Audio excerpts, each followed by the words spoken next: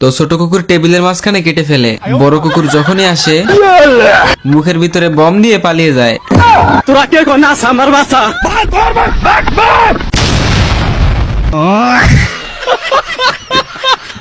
তো ছোট কুকুরের দরজার হাতল আগুন দিয়ে গরম করে রাখে।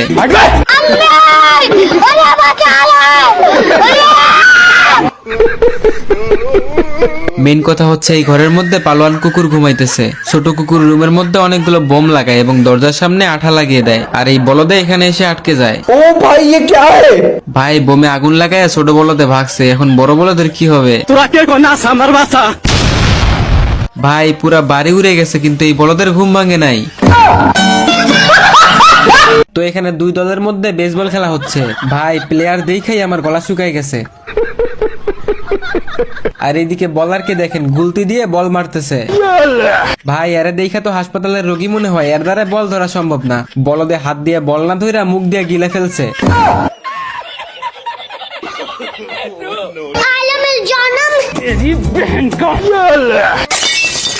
ভাই নায়িকার দাঁত ভেঙে ফেলছে। দেখছেন বলদে কামডা করতেছে কি, মানে এই বলদে প্লেয়ারের মাথা ফাটাইতে চাইতেছে।